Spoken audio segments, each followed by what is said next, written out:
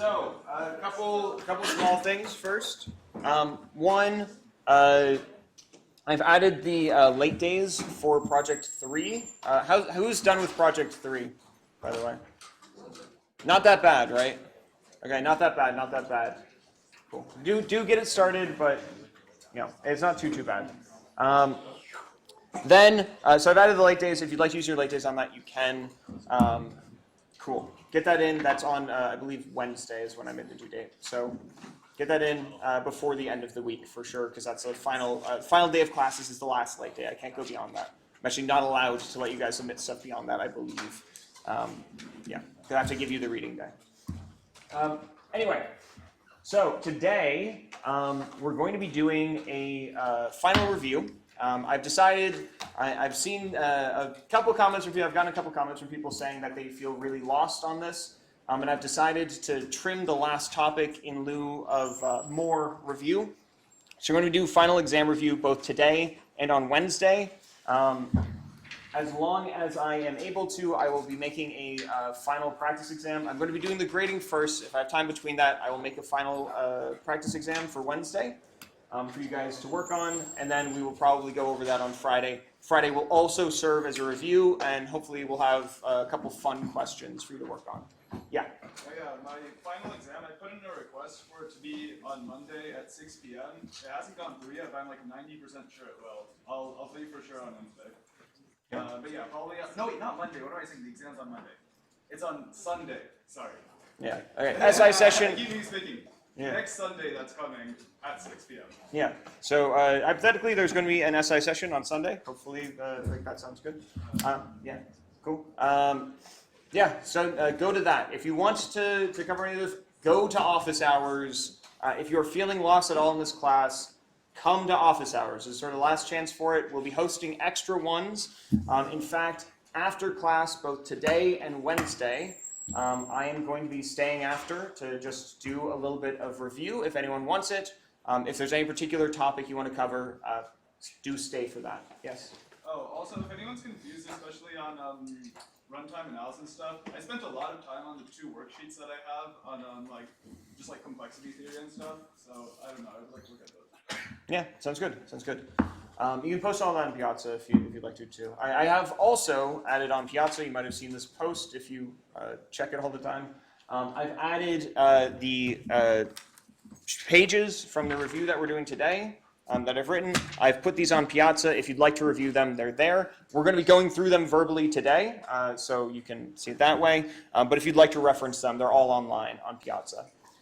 Okay, cool. So let's start with an outline of the topics. So most important, I've put dynamic programming. These stars over here indicate how important I think they are. Included here, I also forgot to add, actually I will add it here, MST is also going to be a 1-star topic. So you'll notice the ones that I think are going to be most important, which likely means they're going to be most important, are dynamic programming and complexity classes. You are certainly going to have a question on each of these in one way or another. So definitely study those. Asymptotic analysis below this, this would be like master theorem, also doing recurrence trees, and also just generally knowing the definition of asymptotics and what they mean and how to find if things are asymptotically bounded. Max flow, this includes both the theory, which is things like question from midterm 2 about the potential bound on a max flow algorithm, although that might be slightly more of an algorithm question, but also things like ST cut and all of this. We'll talk about it again today. MSTs, you should know how to answer certain questions about MSTs and perhaps design algorithms based off of that, but I'd say more the former than the latter. Divide and conquer, you should know how to set up a divide and conquer algorithm, how to solve its recurrence, all those things. And then backpropagation, I haven't put a star here because more or less I've tested you on backpropagation as much as I intend to, just to be honest about it. You did actually generally do very well on the previous midterm, by the way, so props to all you guys on that. On this, I will still probably ask you a question where knowing about backpropagation will be helpful, but you won't need to know how to implement backpropagation. I won't ask you a large backpropagation question, so you know. Okay, any questions on the topics? We'll also be doing a review today, so we'll go through each one of these. Yeah. On what? So approximation algorithms, I'm going to cut from the topics to give you guys a little bit more time for reviewing. I was planning on doing a lecture on it today, but we're not going to be doing that. However, if you look down here, the bonus is going to be on something off topic, for example, or out of scope of the class. For example, approximation algorithms or online algorithms. So if you are very interested in doing the bonus, which I would say for the final, I would recommend you only do the bonus if you've completed the rest of the exam and you feel very confident on it. It will be harder to do that problem. But if you'd like to study for the bonus, or if you are motivated to study some other things, you can look into approximation algorithms and online algorithms. I may also be creating a final bonus assignment, like the gradient descent ones, that you can do that will be related to these. Okay, cool. For the actual exam, I have it planned to be 3 hours, where we may extend time if it seems like people aren't finishing it in time. I will say that I am willing to make this 2 hours instead, but I will say what that means to all of you first. My intention with the final exam was that I was going to give you quite a bit of extra time compared, like time per difficulty of problem compared to midterm 2. I expected that to be a higher ratio. So I was making it 3 hours, and probably a good amount of people would finish in 2 hours, was the intention of the 3 hour time.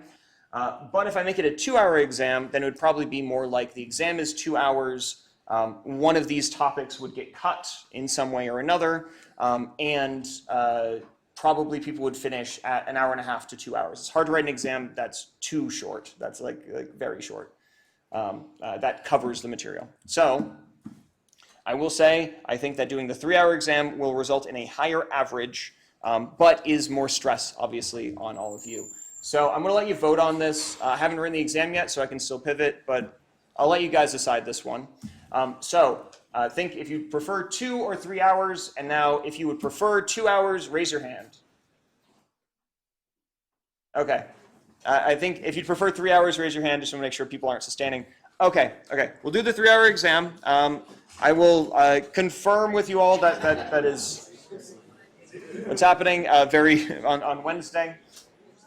But that sounds like that's good.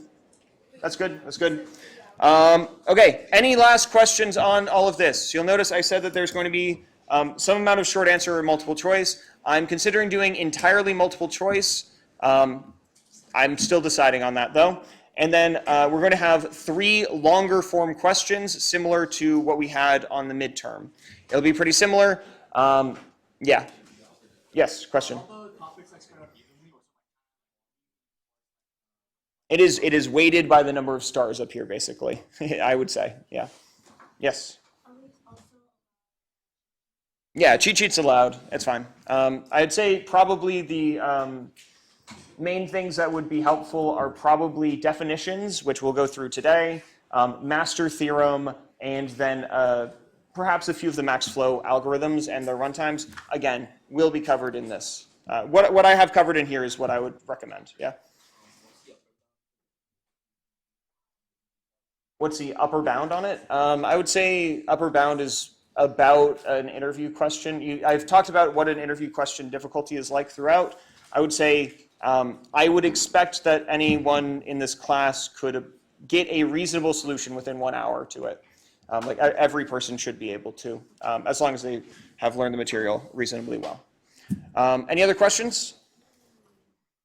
Okay, cool. Let's start the review. So, and a reminder, all of this is online. If you'd like to follow along, I guess you can follow along online with it. First, asymptotic bounds. So here is our little picture for asymptotic bounds. This is if I have 2 functions, f of x and g of x, I want to know, is one an upper bound on the other? That is, asymptotically, as n goes to infinity, is one strictly greater than the other? And the way that we formally define this is we say that there exists some cutoff point, n0, and some scalar multiple c, such that past this point, as n grows past this point, n0 you see here. Then we have that the function that we were saying is upper bounded is less than or equal to some scalar times this function that it is being upper bounded by.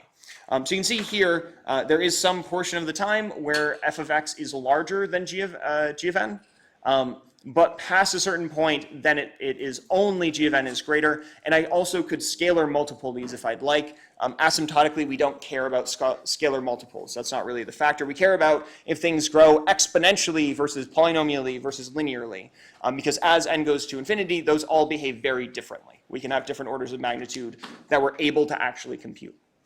Okay, so this is the formal definition, which you may need to use on the exam. Here is just a written out version of this. It's upper bounded by a scalar, scaled version that is multiplied by the scalar c after some point n0. And a couple other definitions to care about.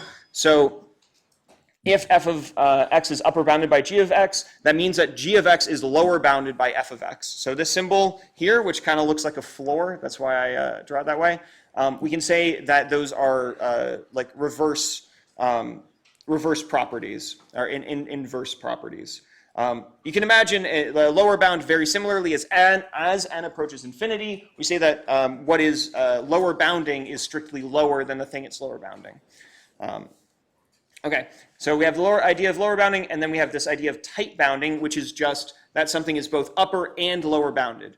This doesn't mean that the function is identical, but it does mean that it is the same asymptotically up to some scalar multiplication. So it could be things like, here I have some scrap paper. So it could be that something like, 2x to the fifth is upper bounded by x to the fifth plus x to the fourth, or something like this. So that is, if I were to multiply this by 2, clearly this is larger always. Oh, yeah, so our c would be 2. Okay, cool. So you can imagine how these progress. One other thing to note about this is if I have a polynomial like this, if I have terms that are added together, so if I have something like, let's say, f of n plus g of n, and I know that f of n is bigger than g of n, that is, let's do it the other way around, just to keep it the same. So if I say that f of n is upper bounded by g of n, then this expression here, I only care about the bigger thing. The smaller thing doesn't really matter. So in our example up here, x to the fourth doesn't matter because I know that x to the fourth grows smaller. So when I care about my asymptotics, I only care about the largest term. I don't care about these other terms. So all of this would be upper bounded by g of n if I have that property. That makes sense? So that's an important thing. If I have some x to the fifth operations, and then I also do some amount of small constant work, I don't care about that constant work. I care about the big work that I'm doing whenever I'm talking about asymptotics. Okay. So that is down here, the definition of that. Give it a second to focus. Yeah. Yeah. So if f is upper bounded by g of x, f of x is upper bounded by g of x, then f of x plus g of x is upper bounded by this. Cool. And similarly, for every pair of numbers, I, which is greater than j, we have that n to the j is upper bounded by n to the I. So that is, a larger polynomial is an upper bound, and it is in fact a strict upper bound, but I'll just leave it as an upper bound. Okay. Cool. Any questions on this? So as a reminder, this asymptotic analysis is important for us to know the general area, the general type of solution we have, and what sorts of orders of magnitude we should expect to be able to work with. So if something is n factorial, then I know that I can only deal with very, very small n's. If I have any large n, then I won't be able to run that at all. You can look at the example of Fibonacci numbers, where it is 2 to the n, which is not quite n factorial, but is some large exponential. If I have 2 to the n, then I'm only able to calculate for n equals 10 or so. If I try to go beyond that, it becomes impossible for me to run. So that's the problem with having some asymptotic that is very large. When I have something that is polynomial, we can basically choose as large an n as we want for the most part. Even if I have n to the 50th or something like that, That, of course, is a very large number, but I can still deal with some problems. N to the 50 is perhaps too high, but n to like the 10 we can deal with in practice. Okay? But it is still a very coarse way to talk about runtime. This is not saying exactly how many operations are it or how long, like wall clock time does it take. This is just saying what sort of time does it take? Does it take exponential time? Does it take all these? Very connected to later on when we learn about complexity classes. Okay. So next up, we have divide and conquer. So divide and conquer, hopefully we all recall, are algorithms which divide problems into subproblems, solve those subproblems, and then combine them to solve the full problem. This is the overarching methodology. So again, we divide each problem into, importantly, subproblems. So the same type of problem, but a smaller version of it. And then we find some clever way to combine them such that we solve both of those problems, like the combination of those two subproblems. For example, merge sort divides our arrays into half and then sorts them, and then by recursively calling itself, and then it finds some clever way to combine them. That is, we take the smallest repeatedly from both of them until we make a new sorted array. And this allows us to get some O of n time on that combining step, whereas it might be more difficult otherwise. So for the exam, you'll need to know how to construct a divide and conquer problem. That is, how do you split up your problem into subproblems? How do you combine them to get the correct solution? What are the base cases, and how can I solve the runtime? This is directly connected to recurrences, which are going to be sort of the next topic. Any questions on the set of divide and conquer? I'm going to go through the material that I think we've covered quite a lot, a little bit more quickly. But if at any point anyone wants to stop me and ask for an example or ask for any of this, I will stop and do an example. Okay? I do have the paper. I'll write it down on the pen and paper. But yeah, if anyone has any questions, you can stop me at any point. Okay. I'm going to say that we're okay on divide and conquer. Our canonical example there is, again, merge sort, but we did see a few other examples. And this leads us directly to recurrences. So a lot of the time with algorithms, we'll run into some counting problem. We want to count the number of times that we call an operation, something like this. And we end up with a format like this. This is called a recurrence, where we have some function which is then calling itself. In particular, we're going to say that some problem has A copies that are each n over b the size. So n over b size. So that is, in the example of merge sort, we create two subproblems that are half the size. So both A and B are 2. Then in each one of these, we have to do some work to combine them, and this is our f of n's time. So again, in the example of merge sort, as I said up there, it is O of n time to merge them. So we would have 2t to the n over 2 plus O of n. Okay? And we can solve these by looking at a recurrence tree. So if we look at a recurrence tree, we can see how much work is done at each level. So in this first level, we have one problem size n, and during its combination, it will require f of n work. Right? Then we will have A copies of a problem that is n over b size, and each one of them will do f n over b work, so we can count the amount of work there. And as we continue, we can count all of the work on each of the layers, and we can say that the overall count is the sum of each one of these layers. That's just a clever way for us to look at this. There are other ways we can look at recurrences. We can essentially plug this into itself. So I could plug in n over b into this and repeatedly do that, and it will act very similarly. But I personally prefer this little diagram, and we've talked about it a little bit more. Yeah. So you'll notice that at the ith level of recursion, we're going to have a to the I copies that each do f to the n over b to the I work. So this has its two components, the amount of copies and the amount of work per copy, right? And you'll notice then if we have n equals, or if we have f of n equals n to the c, this is a particular case that we looked at. There are very many problems that fall into this category, and we saw that the total sum of work would be something like this. That is, the maximum number of recurrences is log bn. That is, how many times can I divide n by b? So that is, how many of these layers can I have? And then at each one of these layers, we're going to do exactly the amount of work I said here, but for that value of I.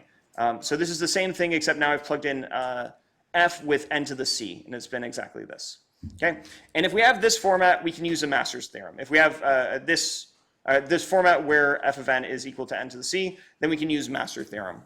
We can, in fact, use a version of master theorem for a general f of n, but we're focusing on the polynomial case just in this class. Okay, any questions on this? Okay, so then that brings us to the master theorem. So the master theorem is, I think, very well known in this class. It's a very important theorem. It helps us find the runtimes on these recurrences, and it's pretty elegant. So it's able to find tight bounds, which is also very important. So it gives us an upper and lower bound on our recurrences, which is very nice. And it's for any that are of this form, which is also very nice. And C here does not need to be an integer, although these you need to deal with the fact that you need to have things divisible exactly. Anyway, so there's 3 cases for master theorem that we learned about. And I have a couple ways that you can think about what those cases are. So the first case is the one where at each level, each recurrent call does less work than the previous one.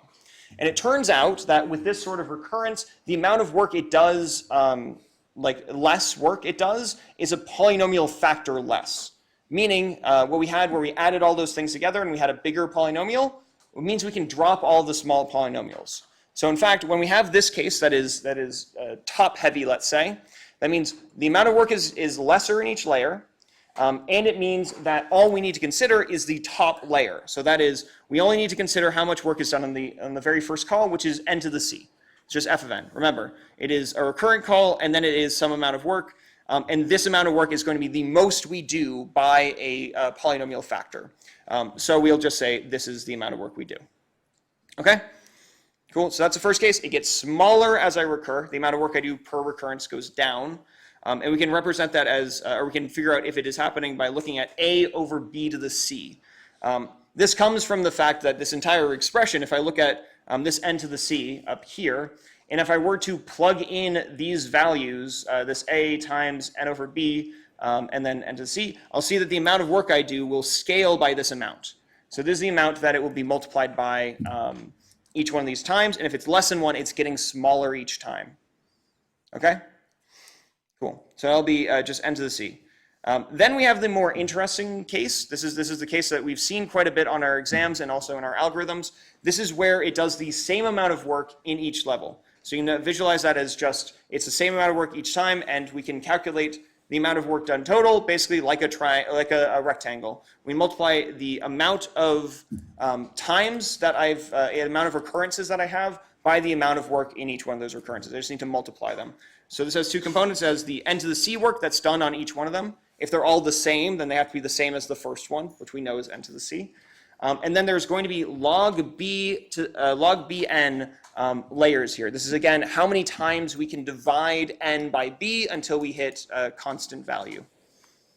Okay? Does this make sense? Okay? And then finally, our third case, this is the reverse case where the amount of work goes up by a polynomial factor. So similarly to how the first one, we only cared about the largest amount. In this final case, we also only care about the largest amount, except it's going to be the bottom layer. So this is going to be where we're growing. A over b to the c is greater than 1. And the type bound we're going to get is n to the log ba, which may not be obvious why it's that. But I'll try to justify it very briefly. So again, we had our formula on this page right here for the amount of work that's done per layer, or you can also look at it here, the amount of work that's done per layer. Right? If we were to plug that in, then we'd get this term right here. Okay? So a to the log bn times n over b log bn. You'll notice that this logarithm cancels out. So b to the log bn is just going to be n. This becomes 1. This becomes a log bn. And by a log rule, which you may or may not know, we can turn this into n log ba. You can do this through a little bit of logarithm math. Both of these are equivalent, so technically writing this would also be a correct type bound. But this is a nicer form. It tells us it's more informative about what sort of thing it is. Okay?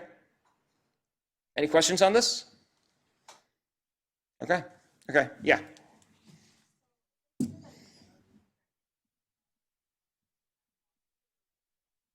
It's for any. It's a log rule. Yeah, that's a relationship that log represents, actually. That log and exponentiation represent. Yeah, that's just a rule. That's just a rule. You can do it by changing the base of the logs if you'd like to try out the thing. Change it to log base A of B times log base B of N, and you can get it. Okay, cool. Any questions on master theorem? Master theorem, good thing to know. You guys have used it to great effect in the class, so I'd expect that in general people are comfortable with it. Again, if you have any questions on it, though, this is an important one. Okay, cool. Now, we got our quiz. So today's quiz is going to be pretty chill. It's not going to be content related. There's just a little bit of, so surveys are at 55 people so far, and I do want more feedback. I thrive on feedback. I really, really appreciate any sort of feedback I get, both positive and negative, helps me grow as a teacher. So I'd appreciate if you can do this. I'm going to have you just in somewhere in your notes or a blank page. If someone needs a blank page, I have some blank paper. Is that you? Okay. And just answer these questions. This is, in fact, by the way, a bonus. So free bonus if you'd like it, I suppose. I was just asking something on what you want to tell me. Hey, raise your hand if you need a piece of paper. I'll come and grab you one. Oh, man. Okay, I might not have enough. Okay, one sec. I do. Okay.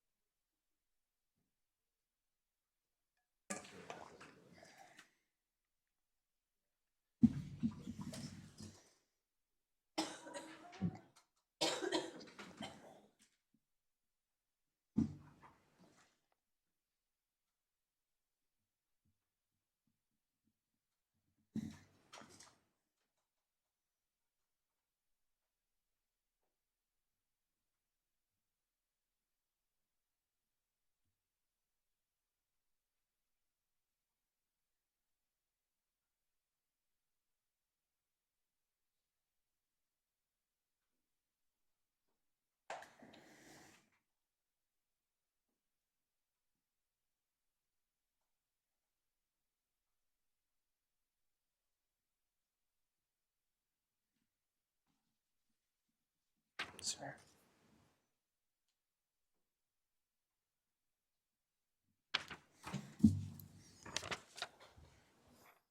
Still need a pen.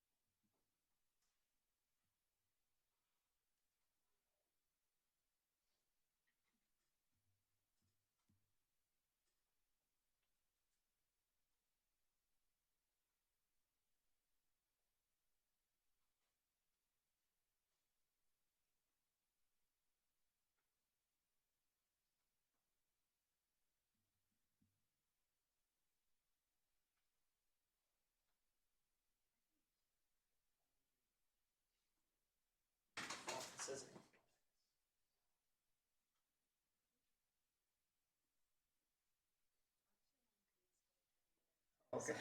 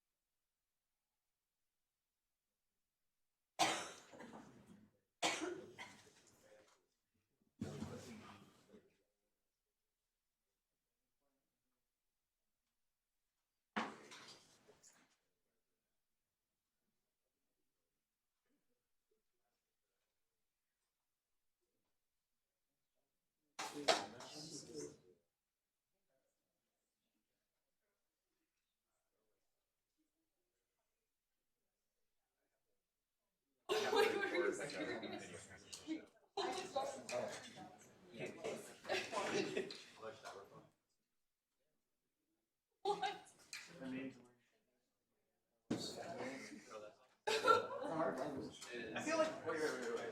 It's not as hard as it might seem. I took it in college. There's no conjugations, no like plural versus singular. The grammar is like the easiest thing ever. The part is like remembering more.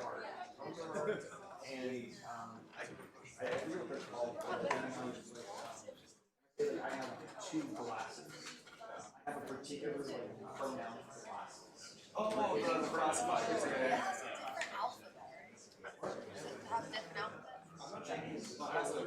The characters, right? But I think that's just automatically harder than any language that has the same alphabet.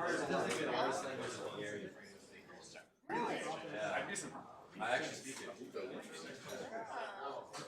Okay. I'm gonna cut you guys off there. If you have more to say, you can take your time to say it. Just submit it when you can. Also, if you've already submitted it and you feel like leaving me a physical copy, you're welcome to. Anyway. So thanks for the feedback. Hopefully you will also fill out the surveys. I do read every single survey, by the way. And I take the feedback seriously also. Anyway, continuing, next topic.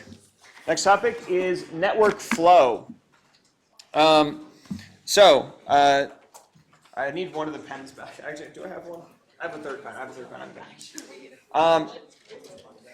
So, network flow. As a reminder, just of the definition of a flow network, one, it's going to be a graph similar to other things. It has vertices and edges. The difference is that each edge is going to be directed and weighted with a flow and a capacity. So we're going to have that each one of the nodes has some amount of flow currently going through, or each edge currently has some amount of flow going through it out of some possible capacity. Also, we have two special vertices, S and T, which are going to be the sink and the source of the flow. So all of the flow comes out of S and goes into T. They are the only nodes that do not hold the property that the amount of flow in is equal to the amount of flow out. Every other node must obey that constraint. So there's two major constraints. One, the amount of flow into a node has to be equal to the amount out, and also each edge has some capacity of flow, and the flow cannot be greater than the capacity.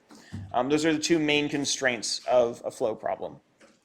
And then we say that the flow of some graph, you can look at this graph for just an example of a flow network with arbitrary values here and then specific values other places. We say that the flow is maximized when the flow into T or out of S, is usually how we phrase the definition here, is as high as it can possibly be for any valid flow assignment. So that is, as long as I'm obeying these constraints up here, this is as much flow as I can have going out of S or into T. Okay? Those two things are equivalent because of the fact that the amount of flow in is equal to the amount of flow out, and that retains itself throughout the entire graph, basically. So the amount of flow out of S has to be equal to the amount of flow into T. You'll notice that this particular one is not maximized because there is a path here along the bottom which does not have flow going across it currently, but could have flow. So there's more flow that could be sent on this example graph. Yes? So this is extremely pedantic. Yes. But on the bottom right, one should have like one towards T, right? Because there's one flow going. Oh, yeah. You're right. Sorry. Yes. So this should be a 1 because there's one flow going into there. Thank you. Good catch. Yeah, sorry. Yes. We would need to have that flow. Otherwise, this would have too much flow going into it and not enough coming out. So this is, in fact, a 1. Okay. Cool. Any questions on the definition of flow? Hopefully, we've seen it enough now that we're not too worried about it. If you do need any refresher on this beyond this, let me know. Cool. So then what can we do with flow networks? Well, firstly, we can come up with a bunch of properties of them. So firstly is ST cuts. We're going to just define ST cuts once again. We've seen them a few times, but they are important. They're the most important construct of flow networks. So an ST cut is an assignment of nodes. This is, you can think of it originally, you can put the image in your head of I'm drawing a cut across my graph. Everything on this side is an S, and everything on this side is T. But it turns out that there are possible assignments, possible cuts, where it's not possible to draw a line through it, in fact. So we instead think of an ST cut as an assignment of nodes where all of the nodes are either in group S or group T. Specifically, node S, the source, needs to be in group S, and node T, the sink, needs to be in the T group. So we need to have those properties, and then every other node is assigned to one of them. Then we have some other concepts, which are the definition of the flow across an ST edge. The flow across an ST edge is the amount of flow that's going from the S side of some ST cut to the other side of the ST cut. So it's going from S side to T side. How much flow is going across it? Okay? That would be all the flow going from S to T minus all the flow going from T to S. Okay? We also have the capacity of an ST cut, which is the capacity of all the edges going from S to T. So that is, hypothetically, how much flow could we send across this ST cut? Right? If I have an ST cut, how much flow could I hypothetically send just across that cut if the other nodes didn't matter, if they all had infinite capacity? Cool. So from these definitions, we can come up with, here's an example of two ST cuts right here. This one right here is, you can define them as two different sets of nodes, so S, 1, 2, 3, 4, 5, and then 6, 7, and T are in the other side. The flow across it is 5, we have 3 plus 2, and the capacity is also 5 because we have 3 and 2 as the capacities. The other example here, this little dotted line, you'll notice a different cut. It is flow 5, but capacity 6. They're not always equal to each other, but the flow is always less than or equal to the capacity. Okay? So we have a couple of theorems which are interesting to us. We can talk briefly about how to prove them, but these are also things that we've proved several times in the class, so hopefully they're familiar. So theorem 1 is that each ST cut has the same flow. So no matter how I decide to assign these nodes to S or to T, there will always be the same amount of flow going from the S side to the T side. This basically follows directly from the definition where we have all the flow in is equal to flow out, and then we can do some reasoning to show that any way that I were to change my cut retains the same flow. No matter how I flip one to S to T, it will always have the same amount of flow going across it. Either all of its input edges will be on one side, or all of its output edges will be counted for the flow. No matter what, the same amount of flow will be counted. Yeah, so there's an interesting fact, and it leads, it's more useful as a stepping stone, like a lemma, to other theorems, which here the amount of flow is maximized in at least one, or when the flow is maximized, at least one ST cut is saturated, where saturated means that its flow is equal to its capacity.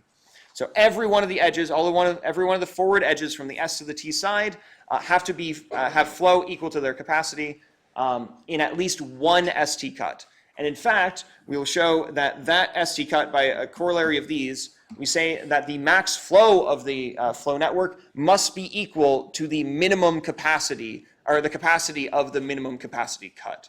That is, if I pick whatever cut has a minimum capacity, it will act as a bottleneck for the rest of the graph, and that will be the maximum amount of flow I could send through. Because all of them are equal, as I increase each one of them will act as a threshold where I can't increase it anymore once one is saturated. And that cut that becomes saturated is our minimum capacity cut. Okay. So again, as a reminder, for some of the verbiage was missed on the exam here, the maximum flow is a value. So the maximum flow you can consider to be a flow assignment, but I will call that the maximum flow assignment. The maximum flow is just the number of, like the amount of flow that is being sent in a maximum flow assignment. Okay, just a little bit of verbiage, just so that it's clear on the exam what I am asking. If I ask you for an assignment, that means fill in all these flows. If I ask you for a max flow, I'm asking for a number. Okay, cool.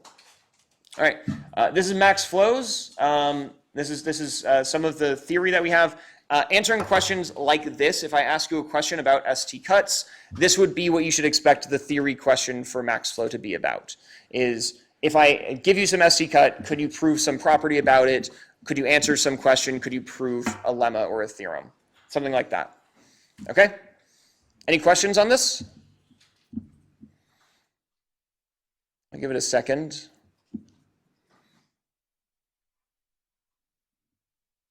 Yeah. So a lemma is a thing that you have proven that has been proven as like a stepping stone to prove. Generally, we call theorems, we label things theorems when they are important contributions. They're facts that we are adding to our body of knowledge. When I say something like this, this has changed the way that I understand network flow to some extent, so it's okay to call it a theorem. Lemma would be sort of a sub thing that I've proven. So if I want to rephrase this, I could say that each of these are lemmas, and I use these two lemmas to prove this. It's basically just similar to how we would have like helper functions decomposing a problem. We have helper proofs to prove something bigger. It's just a structural thing. It just makes it slightly more legible sometimes. So what I was saying here was that I could call these two lemmas of this proof if I'd like to. I'm calling them all theorems because I think they're all major contributions, but it's somewhat ambiguous. Both lemmas and theorems are proven to be true. They're both true facts. It's just they are different. You have a comment? I don't know if you said it. I can't remember. Yeah. Every lemma is a theorem. Yeah. But in terms of the exam, I think you should focus on like learning the proofs. You should expect to be given some problem that you need to prove, something similar to these. So I'll give you a statement and you have to prove it or disprove it, and you can use these facts. These are facts that we've proven in class that you can say, by the theorem that we learned in class, I know this fact, and I can use that as a building block. Yeah. Okay. So any of these three theorems you can feel free to use. If there's any other ones that are like that we've covered in class, you can also feel free to use those. But it will not be proving these particular ones, for sure. Okay. Any other questions? Okay. That brings us to the other half of max flow, which is talking about algorithms to find the max flow. The core concept in max flow algorithms is this idea of a residual or a residual graph is what we call it. A residual graph is the same nodes, but each one of the edges is transformed. So instead of being some amount of flow out of some capacity, it'll have two edges, one forward, which is going to be C minus F, and one backwards, which is F. What this represents is all of the different ways that I could alter my flow network while maintaining my constraint. Okay, so if I maintaining my constraint on capacity. So if I wanted to, if I have this amount of flow going across this edge, I could hypothetically take away up to F, or I could increase it by as much as C minus F. Okay, and using this graph now, knowing all of the different ways we could modify our flow, at least locally how we could modify each one of these, we can then prove the following theorem, which is if there exists a path from S to T in the residual, that's the notation here is there exists a path in the residual from S to T, that is exactly the same as saying that the flow is not equal to the max flow. Okay? These are equivalent statements. So if I have that the flow isn't maximized, I know there will exist a path in my residual, and vice versa. If I have a path in my residual, then I know that my flow is not maximized yet. You can think about why this is. We've proved it in class, I think briefly. We didn't go through a full formal proof on it. But the idea is basically if there doesn't exist a path, then there must be a saturated capacity cut. Minimum capacity cut is saturated, meaning that the flow must be maximized. And we can do the same in the reverse case. Okay? Any questions on this? Again, I lightly went over the proof here, but if anyone wants a more detailed explanation, I can give it.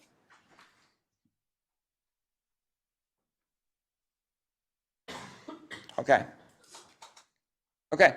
One thing to note about this, by the way, we also have the fact, sort of a connected fact to this. It would be connected for the proving. We also have this fact where you can consider if I have some residual with edges, let's say something like so, in my residual, and then let's say this is S, this is T. You can imagine if I have, here, I'll do something like this. If this is my residual, that means that each one of these edges that are only pointed backwards have as much flow as their capacity, because the capacity minus flow would be 0, meaning there's no forward capacity, no forward edge, but there is a bunch that I can remove. So that means that all of the flow that I can, the only way I can change this flow is I can remove flow. I can't add any more flow to it. It's already full. That's what it would mean in the residual. And what you'll notice here is if I look at all of the nodes that I can reach from S, so if I look at each one of these nodes, right? So those are all the nodes I could reach. There's a path to. Those are nodes I could still send more flow to. You'll notice that gives us a cut. So if I consider all of these to be on the S side and all of these to be on the T side, call these T's, sure. You'll notice that all of these are saturated. So we can look at this particular ST cut and then look at all of these edges. By them going backwards here and having no forward edge, they are saturated, meaning their flow is equal to their capacity. And therefore, this right here is a fully saturated ST cut, meaning this is in fact the minimum capacity cut also. So if we don't have a path in the residual, then we know that the flow is maximized already by our theorem we just stated. And we know that each one of these edges along this cut are going to be saturated in the actual network because they only have a backwards connection. There's no way for me to send more flow across them. Therefore, this is a fully saturated ST cut, meaning it is the minimum capacity cut as well. Okay? Any problems with that logic? Everyone, think about it for a second. If you don't understand that argument, that is something that is pretty similar to an argument I'm going to ask from you for ST cuts. Yes.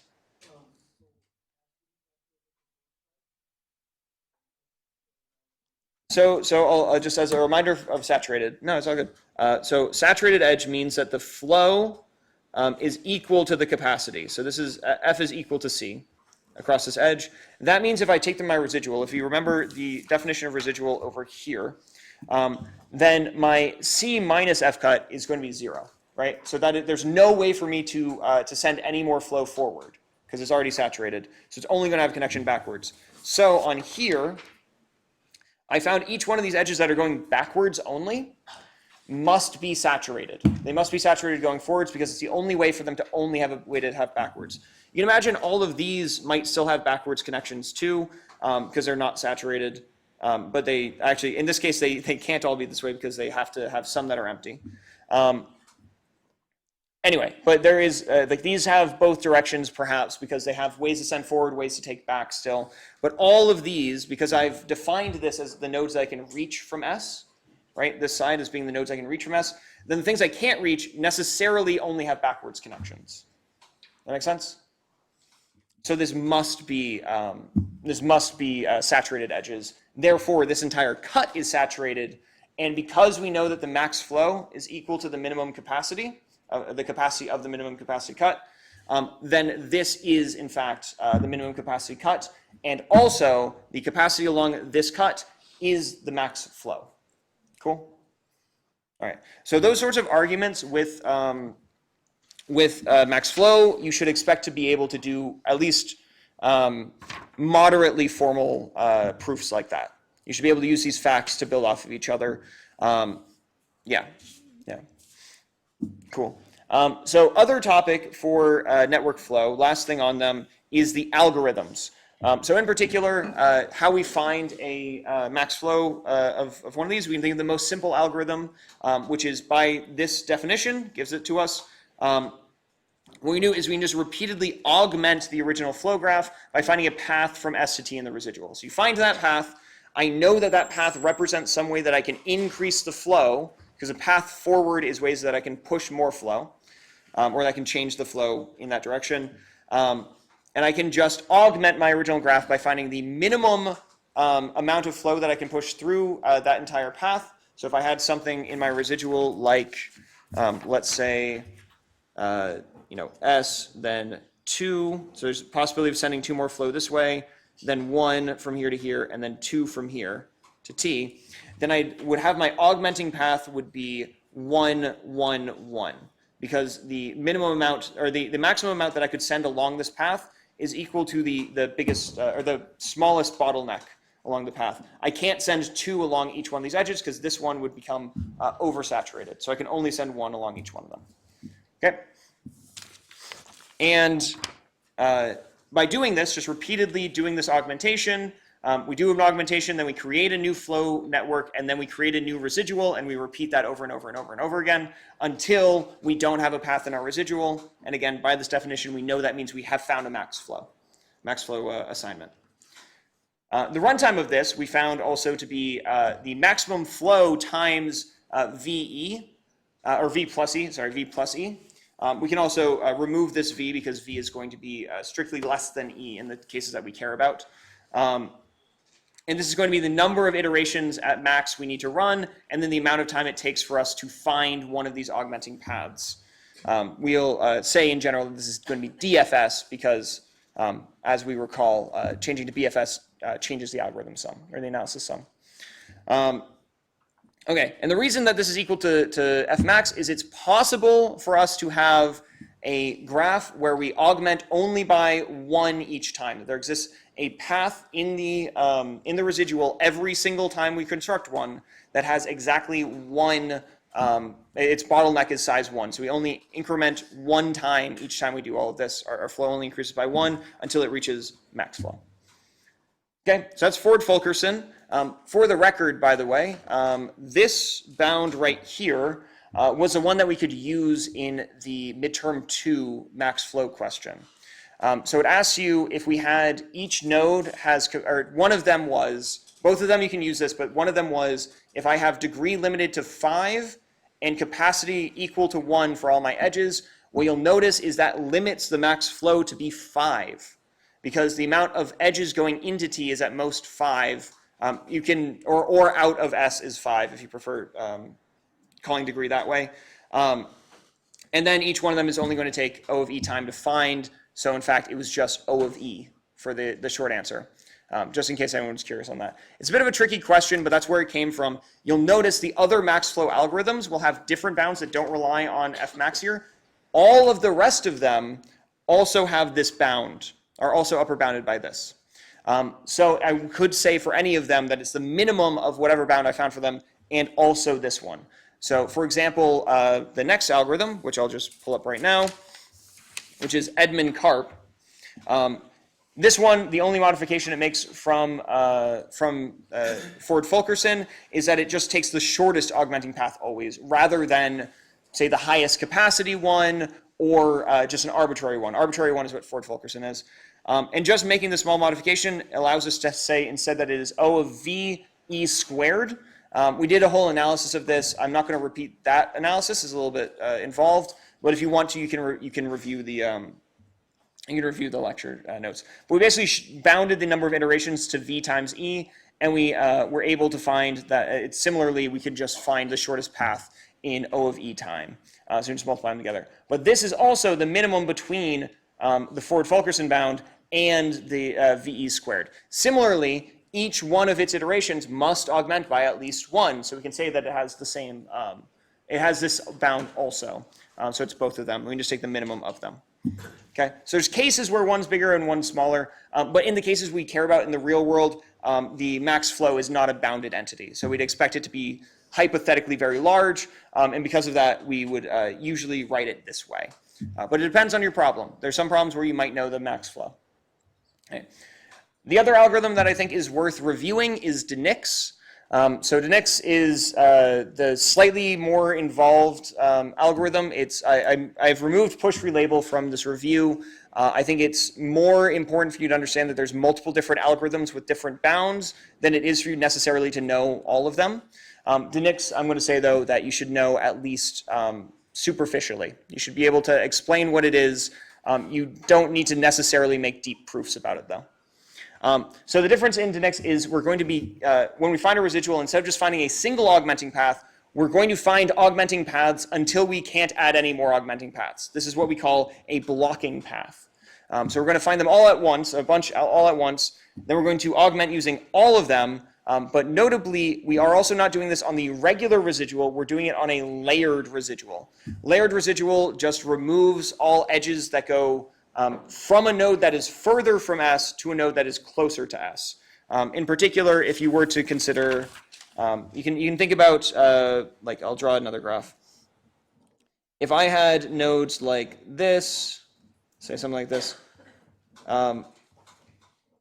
so each of these, including this one, would be considered layer 1. Each of these would be considered layer 2, and if I had others like this, it would be layer 3. And in my layered graph, I remove any edges that go from a higher number to a lower number. This is just enforcing a sort of tree structure for it, so you're not able to go backwards. And by doing this, we'll find that each one of these edges that doesn't appear here will eventually be considered in a future iteration. And it turns out this will allow us to reduce the number of iterations once again, and Dinix gives us V squared E, which is very nice. So it's only going to be, so it'll be V squared E, which is a good speed up. You can imagine a situation where E is very large, like for example, the homework assignment. If E is very large, then this ratio might give us a considerable speed up in terms of asymptotics. Also in practice, Dinix tends to be fairly quick. There are algorithms also with lower upper bounds that exist. But we're not going to worry about them so much. Generally, in case you're curious, they seem to be mostly based off of push relabel. But again, when you're talking about asymptotic bounds, those things are very important for very few people generally. So you don't worry about the optimal asymptotic bound unless you're a theoretician. Generally, you just care about what runs well in practice. Okay. These have a lot of usage. Generally, we'll be able to, or not generally, but in a lot of situations, we'll be able to find problems that we can convert into a flow problem. We've seen several of these in the class. You remember like the twins who didn't walk on the same path, which may actually be an interesting problem. We have bipartite matching, which is a thing that we saw quite a bit. This is anytime when we have you see here that there's no edges from this side to this side. Being able to determine if that's the case, or also setting up graphs that are of this format. You can imagine, we did the example of like factory systems, like each of these is a factory that we produce some amount. They have some lines of distribution that they can send to different storehouses, each of which can only store some amount. And we want to find an optimal way to distribute while obeying those constraints. Turns out problems like this are very easy to represent as a flow problem. There's a lot of cases where we can do interesting things with flow. We did some stuff with vision, which is also interesting. And there's a very canonical problem right now is traffic control also. Traffic control is a lot of times done with flow. Cool?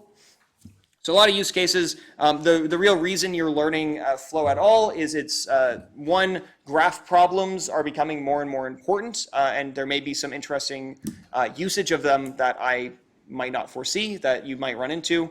Also, there's a lot of good practical problems that are approachable with flow, and flow can be very fast in terms of actual implementation. So we can have really good problems. We can have really good algorithms for problems that have some amount of this flavor. Okay? Cool. The concept, by the way, the using we're taking some written problem and then converting it into this flow problem does have some similarity to the idea of reductions, which I said when we were at this stage in the class. And hopefully you can see a little bit of that connection more now, how we're transforming it into a flow problem. You can imagine that's similar to what we're doing in other places, except instead of being a prompt, it's going to be another problem. Okay, cool. Any questions on flow? That's the end of flow. If you have any questions on that, ask them now or forever hold your peace. Okay. Next up, everyone's favorite, dynamic programming. So dynamic programming, the most important things for you to take away from dynamic programming are the core principles of it and how you can approach problems like this. So the fundamental idea is we are not repeating work that we do. That is, the fundamental idea is if I've done work, I either should not redo it through some clever way of approaching the problem, or I should save that work and reference it later rather than recomputing. You remember our example of Fibonacci numbers. You'll notice if a simple Fibonacci algorithm would make two recursive calls. It would say f of n equals f of n minus 1 plus f of n minus 2. You'll notice if we start drawing out this decision tree, we end up immediately repeating work. This n minus 2 is going to be repeated, and each of these is going to be a large tree. And each of them are going to have repeated terms in it. And it turns out, naively doing a problem like this, very, very, very slow. This ends up being 2 to the n. It's very, very slow. With a little bit of optimization, we can instead just memorize these. The very basic way of doing this is memoization, if you remember the term, where we just remember all of the things that we've computed, and then when we label them, and then when we need them in the future, we just grab them from memory. So if we are ever trying to recompute the same thing, we just pull it from memory instead. But the more general way that we can think of this is that we are creating some sort of storage. Here is an opt array or a DP array. There's lots of problems that we can think of our storage as arrays. In fact, is the foundational way to think about DP is that it is making one of these arrays to store your information that you need for your problems, and then coming up with a clever way to fill it in, only using things that you have previously computed. The basic case of this, if I do something like Fibonacci numbers, I can fill it in from left to right, where this is the optimal value in this case would be the Fibonacci number, the first Fibonacci number, the second Fibonacci number, and then I can compute this next one with just using the previous two, and I can repeat this up until I have the term that I want. So in our basic example there with Fibonacci, it's just an array, and I fill them in one at a time, so I just have a for loop, for example, and I reference only things that I've computed already to fill it in. We've seen lots of examples of this, though. There's ways that we can fill them in slightly more, like we could fill them in from end to beginning, hypothetically, if we'd like to set them up that way. There's also situations where we end up with multi-dimensional optimal arrays. Optimal arrays or just storage arrays if we prefer. Like for example, the matrix problems or the shortest distance problem, like the maximum subarray problems that needed the 2D. Those sometimes come up. Generally, they will be the storage size. I'll say a good heuristic, not always true, but a good heuristic to go off of is that the octarray's size is generally going to be the same as the input size, the input shape, but sometimes you'll need to have multiple terms. So it's basically, yeah, I'll say it is one of those things that requires a little bit of intuition to know how big your array is and what you should store in it, and also how you should iterate over it. But those are the key components of it. Is we're not repeating any work, and to do that, we are doing some amount of storage, and our algorithm really comes down to finding some clever way to iterate over our storage and store things that are only reliant on previous things that we've computed. So we only want to base it off of things we have in storage. And by doing this, we have a dynamic programming solution, and this can be substantially better than a non-dynamic programming solution. For example, this goes from 2 to the n to just n, arguably n squared. We can also get this even lower by being more clever. There's ways that we can get that number even down. Okay? Any questions on dynamic programming? I'm going to be taking a little bit less time with the newer topics. So dynamic programming, this is all I'm doing for it. There are a lot of example dynamic programming problems. If you are really struggling on dynamic programming, definitely come to office hours. And if you want a lot of practice on dynamic programming, you can just, you could do leak code. We have a bunch of example ones. There will be hopefully one on the final practice that I'm making. You can also look at the previous exams. There's been a lot of DP on them, and you can try to do those problems again. Okay? Cool. Any questions on DP before we move on?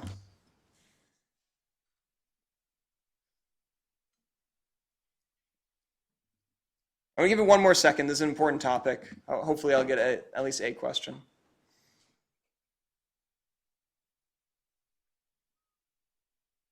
You know, it's interesting psychology. I've done this in a bunch of classes. If you just wait forever, someone will eventually raise their hand every single time. Yes, question. When will I release the midterm grades? Okay, not related. Yeah, you got me. So midterm 2 is not quite graded yet. Just to be honest, there's been a little bit of issues with it from our end. Sorry about that. We'll try to get it, I think, by the latest on Wednesday.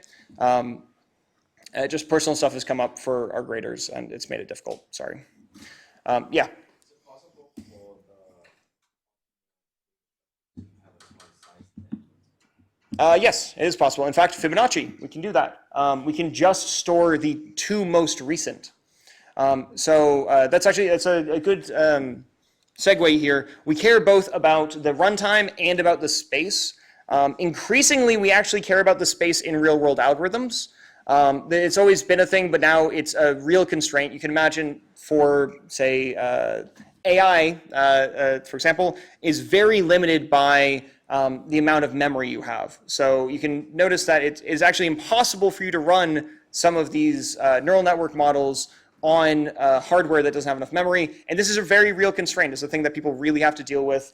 And minimizing the space at the cost, like the trade-off between space and time, is a very interesting area in computer science. I'd recommend you look into it a little bit more on your own, but yes is the short answer. There are times when we can have some array that is smaller size than our input was. And those are good solutions if we can find them generally. But usually it's at the cost of some amount of runtime, so we have to decide which one we care about. Amanda first, yeah. So space is the amount of storage that I use. That would be the amount of memory that is required in hardware for me to do some algorithm. And time is the amount of time it takes for my process to run.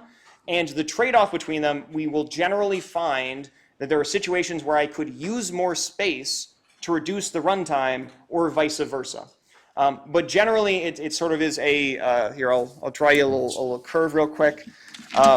So this is like a multi-objective problem. We can have situations where I have, like, the runtime is on one axis and the space is on the other. So this is all for some particular problem. And we'll find that there are solutions that trade off between the two of them.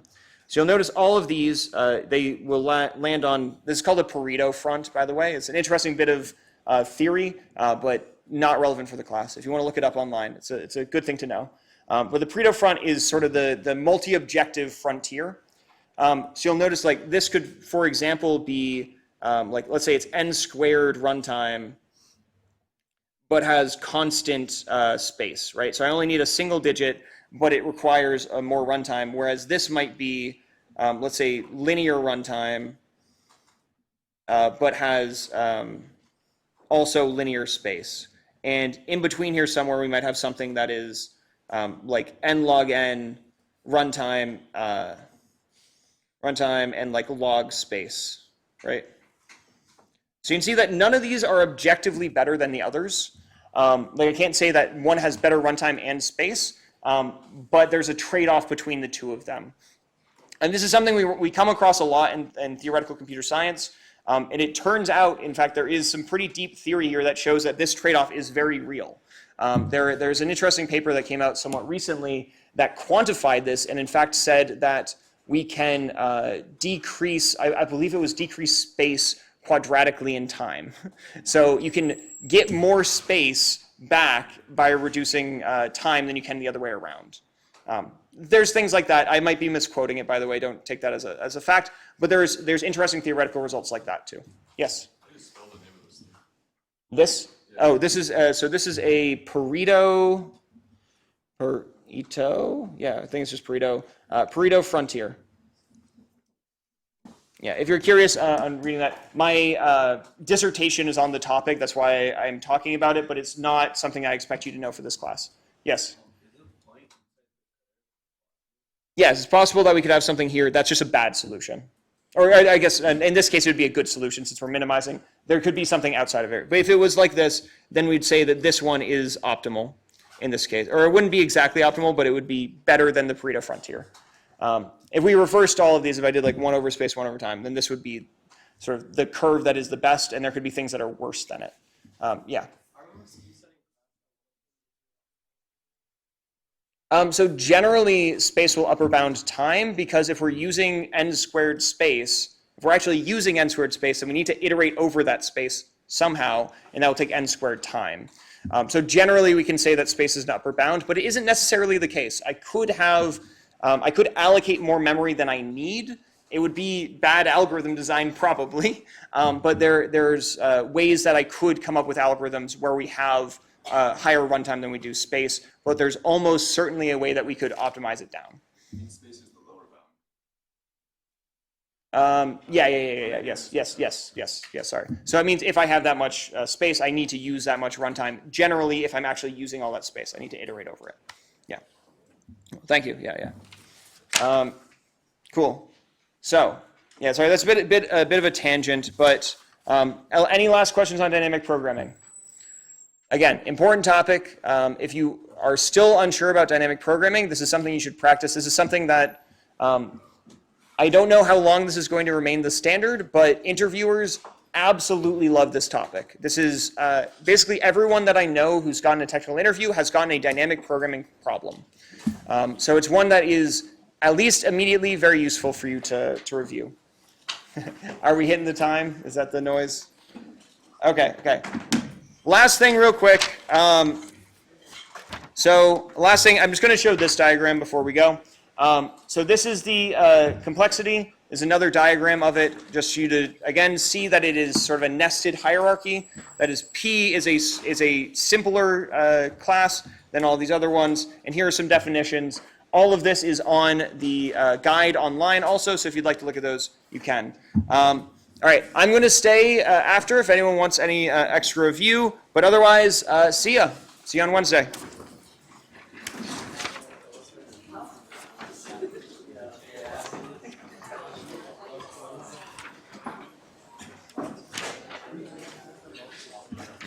Oh, thank you. Thanks for the pen. Yeah.